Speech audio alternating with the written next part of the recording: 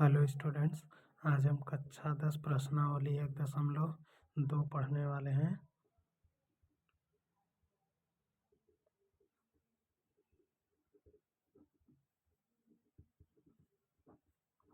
प्रश्नावली 1.2 में आज हम इसका बेसिक कॉन्सेप्ट पढ़ने वाले हैं।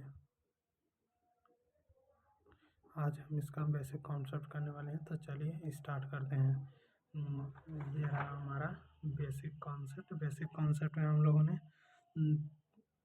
बेसिकली आपका ये एग्ज़ाम में 3 या 5 नंबर का आएगा क्वेश्चन, तो इसको आपको बड़ा लिखना पड़ेगा। ये एक पेज मैंने लिखा है, देखिए इसी यही फॉर्मेट है आपको क्वेश्चन सॉल्व करने का।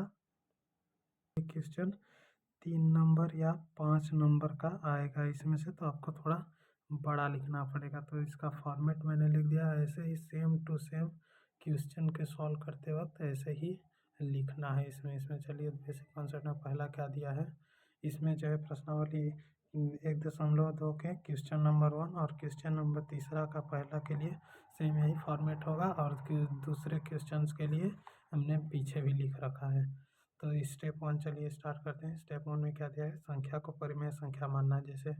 जैसे हो गया √2 दे दिया, √3 दे दिया, √5 दे दिया। इसको क्या मानना है, परिमेय। और हम जानते हैं कि परिमेय संख्या को P/Q के रूप में लिखा जा सकता है। फिर स्टेप 3 में हम लोग क्या करेंगे, हम जो P तथा Q को उभयनिष्ठ गुणनखंड से विभाजित करके, या ये जो यहाँ जो हमारा क्वेश्चन दिया रहेगा √5 या √3 बराबर A/B प्राप्त कर सकते हैं, जहाँ A तथा B क्या है, सहअभाज्य हैं।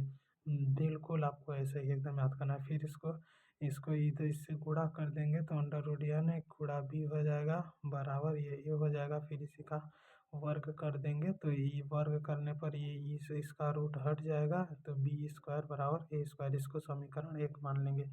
फिर स्टेप 4 में हम लोग क्या करेंगे, प्रमेय 1.1 लगाएंगे। इसके अनुसार यदि P हमारा जो क्वेश्चन है ना, क्वेश्चन में कुछ भी दिया रहेगा वो रहेगा। यदि P A² को विभाजित करता है तो A भी P को विभाजित करेगा, प्रमेय कहता है। फिर A बराबर NC मान लेंगे। यहाँ पे जो A आया है ना, इसी A को NC मान लेंगे। N जो हमारा क्वेश्चन में दिया रहेगा उसी को N रखेंगे, मान लेंगे, जहाँ C कोई पूर्णांक है, C हमारा कोई पूर्णांक है। फिर A के इस मान को समीकरण 1 में रखेंगे। इस मान को हम लोग समीकरण 1 में रख देंगे, तो वहाँ से हमें यहाँ 1 में रखें तो NB² ये आ गया। फिर A² के जगह पर NC रख दिए, स्क्वायर है तो इसके जगह पर स्क्वायर, इसको समीकरण 2 मान लिए। फिर स्टेप 5 में क्या, वही प्रमेय लगाए। प्रमेय 1.1 के अनुसार यदि B² P को P से विभाजित करता है तो P भी B² को विभाजित करेगा, या फिर B को विभाजित करेगा। फिर इसी प्रकार समीकरण 1 तथा 2 से पता चलता है कि A और B का उभयनिष्ठ गुणनखंड संख्या, जो हमारे यहाँ पे क्वेश्चन दिया गया रहेगा है, जो हमारी कल्पना A और B में एक के अतिरिक्त कोई उभयनिष्ठ गुणनखंड नहीं है के विपरीत है। अब अगला स्टेप देखिए, यह विरोधाभास हमारी त्रुटिपूर्ण कल्पना के कारण प्राप्त हुआ है कि √n एक परिमेय संख्या, यहाँ पर क्वेश्चन रहेगा, अतः n एक अपरिमेय संख्या है। बस यही फॉर्मेट रहेगा। आप इसका स्क्रीनशॉट ले लीजिए, क्योंकि मैं छोटा भी लिखवा सकता था इतना बड़ा, लेकिन पेपर में 5 नंबर का क्वेश्चन आएगा तो इतना लिखने से आपको 5 नंबर तो मिलने वाला है नहीं, इसलिए इसको थोड़ा बड़ा लिखिए जिससे आपको फुल मार्क्स मिल सके। आप इसका स्क्रीनशॉट ले लीजिए।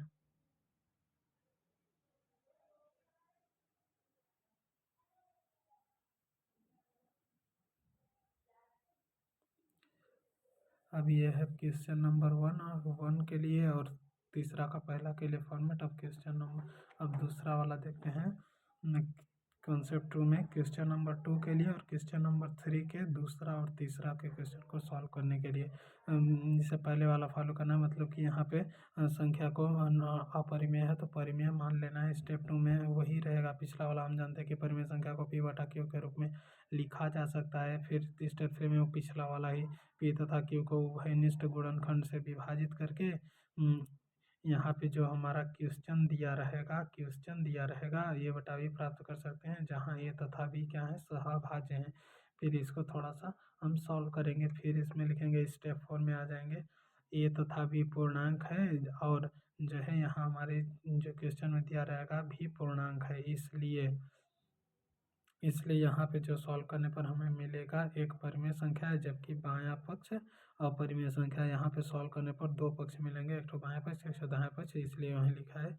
इससे यह विरोधाभास परिणाम प्राप्त होता है कि हमारा जो क्वेश्चन है परिमेय संख्या है। यह ऐसा विरोधाभास जो है परिणाम हमारी गलत कल्पना के कारण प्राप्त हुआ है कि हमारा जो क्वेश्चन दिया रहेगा एक परिमेय संख्या है, अतः जो हमारा जो क्वेश्चन में दिया रहेगा एक अपरिमेय संख्या है। इससे आप अगर ऐसा क्वेश्चन आएगा तो इससे आपको फुल मार्क्स मिलेंगे, इसलिए मैं इतना बड़ा लिखा रहा हूँ, नहीं तो मैं भी छोटा लिखवा सकता था। आप इसका भी स्क्रीनशॉट ले लीजिए।